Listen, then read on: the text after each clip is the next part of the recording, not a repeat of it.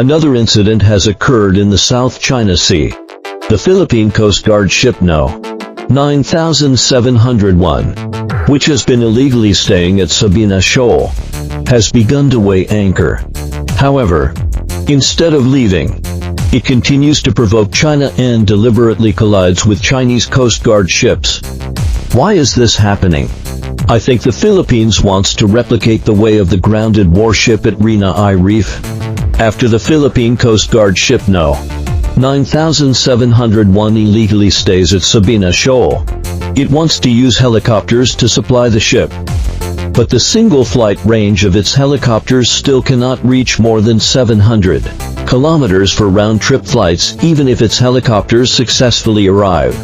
We also have the ability to intercept supplies and even detain the helicopter as the tool for the crime. Secondly, China's tugboats have been waiting in the South China Sea early.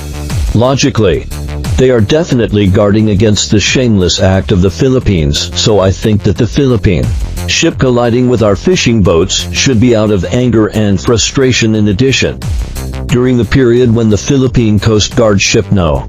9701 was illegally staying, the 35th Annual Conference of the U.S. Indo-Pacific Command was held in Manila, the capital of the Philippines. Samuel P. Aparo, commander of the U.S. Indo-Pacific Command, also claimed at the conference that the United States can escort Philippine ships performing supply missions in the South China Sea. During this period, U.S. Secretary of Defense Lloyd Austin had a call with Philippine Defense Secretary Teodoro. In the call, Austin once again expressed the United States' firm support for the Philippine side. Subsequently, U.S. National Security Advisor Jake Sullivan visited China. Combining these events, it is obviously another political show by the United States. It uses the South China Sea incident to exert pressure and sends military aircraft to violate China's sovereignty in the South China Sea, and then comes to China to extort benefits.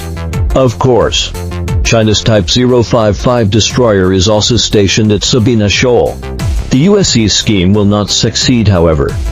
As the frontline actor, the Philippines can only be fed to sharks once there is accidental discharge of firearms. Right.